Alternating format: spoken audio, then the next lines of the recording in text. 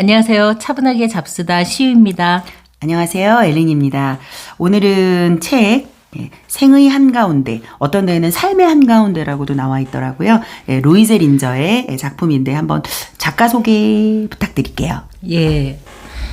루이제 린저는 1911년 독일에서 태어났으며 초등학교 교사를 하였지만 나치스에 가입하라는 요구에 교단을 떠나고 히틀러 정권에 반대한 이유로 투옥되었습니다. 전쟁 종료 후 석방되었으며 주요 저서로는 파문, 옥중기, 다니엘라 등이 있습니다. 이 작품은 1950년에 발표된 소설이고요. 주인공 니나는 생애 한가운데에서 파란만장한 인생을 두려움 없이 받아들이고 그것에 책임을 지고 극복하는 여성입니다. 전 세계 젊은이들이 주인공 니나의 자유로운 삶을 동경한 현상으로 니나 신드롬이란 현상이 있었습니다. 저는 이거를 20대 때 너무너무 재밌게 읽었어요. 그래서 그 속에서 나는 니나야. 난 니나와 닮았어. 나는 도전을 무릅쓰고 뭔가 좀 더 위험한 선택을 하는 나는 그런 젊은 여자야. 막 이러면서 그랬는데 이제 나이가 먹어서 들으니까, 보니까 저는 언니에 가까운 것 같아요. 이제는. 엘리님이 가져온 이 책이 굉장히 인상적이었어요. 이거 완전 고서네요. 진짜 옛날 나이가 짐작이 되는 나이가 짐작이 책이네요. 되는 책이죠. 예. 노래가지고. 그러니까 이거 완전 중고서적에서 굉장히 네. 이게 오래된 제가 가격을 고서로 봤더니 3,000원이더라고요. 제가 이걸 3,000원 주고 샀습니다. 그러니까요. 네. 제 20대도 이렇게 네. 먼 나이가 됐네요. 그래서 네. 저는 이 생애 한가운데라는 게 사실 미들이잖아요. 그래서 그런 의미인가? 인생 반 살았으니 이제 반 남았다는 얘기인가? 막 그런 생각도 들고, 이 루이제 린저가 생각하는 생애 한가운데라는 게 무엇인가에 대해서 좀 생각을 다시 한번 해보게 됐어요. 그때는 20대였으니까 생애 한가운데일까? 예, 그때도 그렇게 생각했어요. 지금 나는 내 인생이 가장 활활 불타는 시기니까 그게 생애 한가운데라고 생각을 한 거예요. 제가 생각한 생애 한가운데는 언니 마그레트나 슈타인 박사처럼 자신의 삶에 완전 중앙부로 쑥 들어가지 않고 변두리에 언저리에 있는 그 삶과 반대되는 정말 적극적으로 니나의 삶. 예, 니나의 삶. 적극적으로 가장 그 소용돌이 중간에 뛰어들어서 격정적으로 살고 있는 걸 생애 한가운데라고 표현하다고 느꼈어요. 그렇게 느끼셨구나. 네. 그러면 약간 주변인처럼 산다는 게 이렇게 관조적인 자세로 삶을 네, 바라보는 맞아요. 거, 이렇게 적극적으로 선택하지 않고 적극적으로 뭔가 그러니까 피하는 거죠. 그러니까 격동이 일어날 지점이라든가 아니면 자신을 힘들게 한다든가 좀 무서울 수 있는 미래에 대해서 미리 피하고 안전한 길로 좀 간조적으로 편안한 길을 택해가는 그렇죠. 사람. 근데 이게 성격상 사실 안 되는 사람들도 있잖아요. 그쵸, 어떤 선택을 할 있죠. 때 안전한 거를 원하는 예. 성향의 사람들 있잖아요. 예. 네, 흔히 말하면 MBTI에서 I의 약간 성향을 가진 분들이 좀 그런 사람들이 있죠. 어떻게 보면 현명하죠. 그렇죠. 예. 저는 이제 나이가 먹어가면서 점점 더 그렇게 되는 것 같아요. 그거는 저도 동감이요.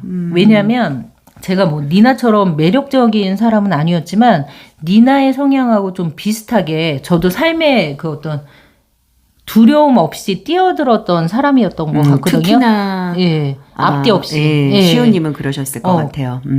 그러고 별로 두려워하지도 않았고 그때 당시엔 또 생각도 별로 깊지가 않아갖고 뭐 해보지 뭐.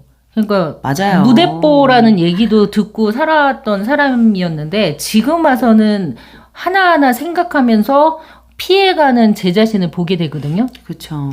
특히 20대 때 진짜 이력서 여기저기 넣을 때요. 정말 무대뽀로 넣었습니다. 그렇죠. 네, 나를 안 뽑으면 이 회사가 손해지. 정말 그렇게 생각했어요. 네, 그런 생각도 하면서 취업을 했었고 남들은 선택하지 않을 법한 그런 부분도 한 적이 있죠. 근데 네. 그거를 나이가 먹어서는 사실은 힘들죠. 아마 자식이 있어서 그런 것 그래서 같기도 하고. 니나의 삶과 슈타인의 삶을 본다면 이게 뭐 개인적인 성향의 차이도 있겠지만 니나 슈타인은 이미 20살의 차이가 있었잖아요. 그거는 정말 좁힐 수 없는 차이 아닌가요? 그쵸. 나는 슈타인이 이렇게 머무적거렸던 거 충분히 이해해요. 어떻게 나이가. 40이나 먹은 남자가 20살 먹은 여자한테 막 돌진을 해서 사랑을 고백을 그렇게 쉽게 할 수 있었을까요? 그런 상황도 이해가 가는 거죠. 근데 작가의 의도는 알겠어요. 그 슈타인이라는 전혀 상반된 인물을 통해서 니나의 삶을 좀 더 객관적으로 그렇죠. 더 극명하게 보여주고자 했던 것 같거든요. 그리고 저는 이 책에 이제 맨 앞에 나와 있는 자매들은 서로에 대해서 모든 것을 알고 있거나 아니면 아무것도 모르고 있기가 일수다. 나는 내 동생인 니나에 대해서 얼마 전까지만 해도 아무것도 모르고 있었다 이랬잖아요. 근데 여기 이렇게 책을 읽다 보면 첫째 언니가 별 가족이랑 무슨 일이 있었나 싶을 정도로 너무 관심이 없고 그 부모님 돌아가셨을 때도 연락이 안 오잖아요. 니나한테만 연락이 갔단 말이죠. 그럼 무슨 일이 있었나? 스스로를 이 가족이 싫어서 이렇게 거리를 둔 것인가? 저도 자매라서 제가 우리 자매는 거의 뭐 많은 것들을 공유하기 때문에 서로 잘 안다고 이제 생각을 하거든요. 여기랑 굉장히 반대되는 거죠. 저는 자매는 없지만 자매가 보면 사이가 굉장히 좋은 친구 이상의 관계인 자매가 있고 너무 서로 시샘을 많이 해서 남보다 못한 자매도 있어서 저는 이제 그런 식의 비유인가 하고 읽었거든요. 근데 여기서 보면은 이제 언니가 외국으로 가면서 연락이 자연스럽게 끊어진 것 같고 그 니나의 부모님들이 좀 그렇게 평범하신 성향의 부모님들은 아니었던 것 같더라고요. 이 책에서. 느껴지는 게. 그러다 보니까 이제 언니도 자연스럽게 연락이 끊어진 게 아닌가 하는 생각은 들었죠. 그리고 리나가 여기서 이런 질문 하잖아요. 그럼 두 분은 행복해요? 이렇게 물어보잖아요. 머뭇머뭇하면서 어떤 게 행복인가에 대해서 계속해서 니나는 질문을 하고 그거에 따라서 이게 행복한 거야 라고 이제 선택을 하고 이러잖아요. 근데 이 언니는 이렇게 얘기하잖아요. 우리는 평화스럽게 살고 있어. 우리는 공통된 흥미를 가졌고 함께 한 잡지를 위해서 일하고 있고 어린애는 없지만 개가 있단다. 차가 있고 집이 있고 더 바랄 게 무엇이 있겠니? 이게 행복이라고 생각하는 거예요. 남편하고. 잠시 후에 니네는 구두끈을 졸라매면서 말했다. 언니는 사랑이 뭔지 조금이라도 알고 있어? 얼마나 거만한 질문입니까? 굉장히 이게 굉장히 오만한 질문이라고 생각했어요. 그렇죠. 그래서 이거 나도 이렇게 대답할 것 같거든요. 나는 이게 사랑이야, 이게 행복이야 라고 그냥 대답할 것 같거든요. 저도요. 저도 나이를 먹은 거죠. 하지만 제가 20, 30대라면 니나 같은 질문을 했을 것 같네요. 그렇게 사는 게 행복이야? 라고 충분히 대답했을 수 있을 것 같아요. 그래서 참 이게 단순히 그냥 무슨 연애 소설이 아니라 이런 것들을 통해서 느껴지는 바가 정말 다르니까 진짜 고전문학이 아닌가 그런 생각이 들어요. 예전에 어떤 작가가 얘기를 했는데 그 빨간머리 앤을 읽으면서 자기는 어렸을 때는 빨간머리 앤의 감정이입이 돼서 책을 읽었다는 거예요. 근데 나이가 들고 나서는 그 아줌마?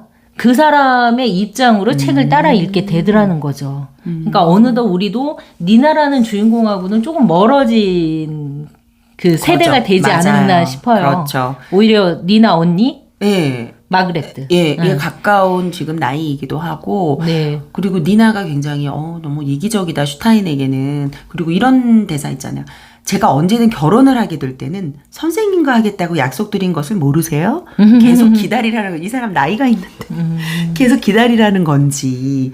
그리고 돕다니요. 전 누구의 도움도 필요 없어요. 이렇게 얘기하잖아요. 맨날 도움 받으면서. 이거에 대해서는 어떻게 생각하세요? 그러니까 작가가 과연 니나를 매력적인 인물로 그리려고 했나 하는 것도 사실은 의문이었어요. 누군가는 이제 니나를 굉장히 매력적인 인물로 그렸다. 그 내용은 니나의 입을 통해서 아니면 슈타인 박사를 통해서 굉장히 매력적인 인물로 그렸는데 저는 사실 그렇게 매력적이지는 않았거든요. 니나가. 뭐 그렇게 현명한 것 같지도 않고. 지금 보면은 그 약혼을 한 상태에서도 다른 남자와 잠자리를 하고 그다음에 유부남을 계속 사귀잖아요. 네. 그런 것들을 봤을 때 그렇게 뭐 도덕적으로 훌륭한 관점을 가진 것 같지도 않은 그 여자 그런 모습을 봤죠. 그 매력적인가? 매력적인가? 그러니까 사랑도 이 니나는 그냥 열정, 약간 광기, 충동 뭐 그쵸. 이런 것이 있어서 몰두하게 될 때를 행복이라고 생각하는 거죠. 니나는. 그게 그러면- 옳은 선택이라고 생각하는 그러면 거고. 이해가 가네. 위험을 감수하고. 왜냐면 심리학적으로도 인간이 어딘가에 몰두할 때 굉장히 강한 행복을 느낀다고 하잖아요. 그쵸, 네. 그래서 그 몰두할 때 직업이나 뭐 그런 쪽을 찾는 게 중요하다고는 하는데 그 마그레트나 슈타인처럼 뭔가 삶의 언저리, 뭔가 중심부로 가는 사람, 가지 못한 사람들이 그 몰두에서 느끼는 희열을 느끼긴 조금 힘들겠죠? 두 가지를 다 할 수도 있는데. 아, 그래요? 그냥 할 수 있지 않나요? 지금 그렇게 하세요? 몰두할 부분이 있을 땐 몰두하고 예. 또 변두리에 있어야 할 땐 변두리에 있고 그렇게 그거 완급 조절하는 게 성숙한 인간이다라고 저는 생각을 해요. 몰두만 해서 인생 한가운데 가 있는 것만이 저는 성인의 자세는 아니라고 보거든요. 루이제 린저가 그러면 이 니나를 좀 더 이상적인 삶으로 생각하고 썼을까요? 그거에 대해서는 어떻게 생각하세요? 글쎄요. 이상적으로 생각했을까? 자기의 자기 주인공의 캐릭터를? 문득 루이제 린저가 이 책을 몇 살에 썼을까 궁금해지는데 계산해 보니까 한 39 정도에 썼던 것 같네요. 40 가까운 나이에. 니나랑 비슷한 나이예요. 그러니까 이 책이 작가의 자전적 소설이라고 네, 그렇죠. 얘기를 하는 거 봐서 작가 자신이 이러한 굉장히 삶을 살았던 그렇죠. 것 같아요. 본인이 굉장히 사회활동 열심히 했잖아요. 그렇죠. 대선에도 출마했었다면서요. 맞아요. 예. 그런 거 보면 니나를 좀 더 자기하고 정말 예, 비슷하게 그린 것 같아요. 근데 저는 이걸 읽으면서 또 이런 게 보이는 거예요. 알렉산더 사이에서도 애를 낳고 퍼시 사이에서도 맞아요. 애를 낳고 뭐 애는 계속 낳고 책임지지 않는 것 같은 그런 느낌? 책임을 안 진다고 생각하셨어요? 네, 이렇게 무책임하게 애만 낳고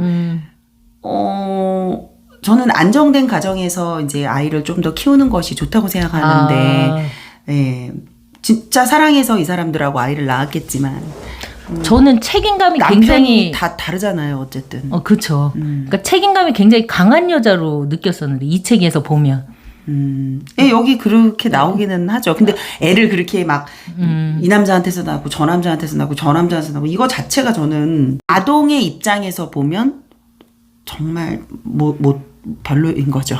그러니까 니나라는 여자가 지금 나의 눈으로 봤을 때 그렇게 뭐 현명한 삶을 살고 있는 것 같지는 않고 그렇다고 뭐 거역할 수 없는 매력을 지닌 것 같지도 않고 그래요. 어쨌든 이 책이 그러니까 니나 신드롬을 일으킬 정도로 반항을 일으킨 걸 보면 그 당시 시대적 배경이 저는 분명히 작용을 했을 그렇죠. 거라고 봐요. 예, 전후 세대. 그렇죠. 그래서 더 매력적으로 느껴졌을 수 있고 행동하는 여성이 더 아름답고 책임감 있다라고 생각했을 수 있어요. 근데 여기에 이제 만약 어떤 사람이 인생의 의미에 대해서 묻는다면 그는 그 의미를 결코 알게 되지 못할 거예요. 그것을 묻지 않는 자만이 해답을 알아요. 그러니까 열심히 살고 막 그 안에서 아주 격정적으로 뭔가를 하는 사람만이 인생의 답을 안다는 거잖아요. 저는 이거를 보면서 그렇다면 진짜 철학자들은 가장 무쓸모한 인간들이 되는 거죠. 사고만 하고 네, 사고만 하고 산책만 하고 네, 산책하고 그런 사람들은 무쓸모한 인간이 되는 거죠. 그러니까 이 당시에 약간 어떤 시대적 시대 배경, 상황이 그런 많이 거였을 필요했겠네요. 것 같아요. 그러니까 히틀러 정권 아래에서 뭔가 반대 목소리를 낼 수 있고 행동으로 보여줄 수 있는 그러한 지성이 진짜 필요한 시대다 하는 거에 많은 젊은이들이 공감을 하고 전후 세대에 굉장히 무기력한 그런 젊은이들한테 어떤 교감이 되는 그런 내용이었던 것 같네요. 네, 맞아요. 근데 그 당시에는 니나 신드롬을 일으킬 정도로 니나처럼 살아야지 이렇게 사는 게 제대로 사는 거지라는 생각을 많은 젊은이들이 공감했었을 것 같아요. 이게 이제 평온한 시기에 쓰여진 작품은 아니잖아요. 뭔가 행동하는 지성이 필요하다. 그렇죠. 그 얘기를 해줬던 게 아닌가 싶네요. 그리고 마지막에 언니가 니나에 대해서 이제 또 연락이 끊겼잖아요. 그래서 뭐 언젠간 다시 만나리라 이런 식으로 생각을 하잖아요. 그렇게 편지 내용을 읽고 니나와 강력하게 연결이 됐었다고 저는 생각을 했는데도 나중에는 언젠가 만났으면 좋겠다. 그녀를 다시 만나는 것이 약간 두렵지만 뭐 이런 식으로 끝맺었잖아요. 왜 그랬을까요? 그래서 정말 감정이 메말라 있는 분이구나. 이분은 굉장히 감정적으로 강력하게 연결이 됐었을 거라고 생각했는데 아니었나 봐요. 그리고 두렵다고 한 거는 나의 평온한 삶을 휘저 놓을 수도 있을 거라는 생각, 뭐 이런 걸로. 그거는 슈타인하고 비슷하네요. 리나의 언니 마그레트나 슈타인. 저도 역시 생각할 때 슈타인이 니나를 안 잡은 거라고 생각하거든요. 저는 잡을 수 있었어요. 뭐 잠자리를 할 수도 있었고요. 자기가 강하게 다가가면 니나를 자기 부인으로 할 수 있었단 말이에요. 언니랑 비슷한 느낌의 일종의 두려움을 느끼고 있었을 거라고 생각을 해요. 좀 자기 삶의 어떤 돌연변이 같은 존재로 생각을 했나 보다. 그렇죠. 그렇죠.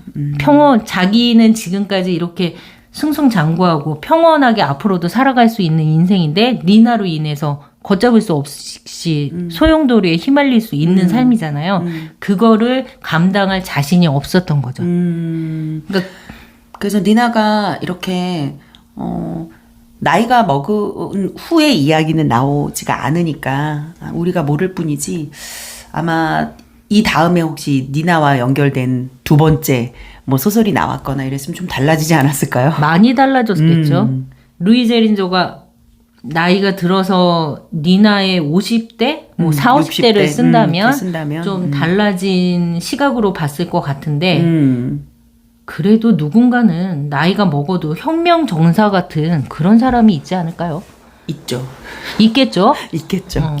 저는 평범하니까 그 젊었을 때 그 혈기왕성한 게 나이 들어감에 따라 이렇게 잦아들었지만 누군가는 나이 들어도 두려워하지 않는 그 누군가가 있을 거예요. 그런 사람이 또 사회가 필요하죠. 국가가 필요하기도 하고. 그래서 이 책을 읽으면서 다시 한번 저의 20대를 떠올려 보고 또 지금 저의 나이대를 또 떠올려 보고 굉장히 좋은 시간이었습니다. 네, 저도요. 네, 그러면 다음 주에 노인과 바다로 만나도록 하겠습니다. 안녕히 계세요.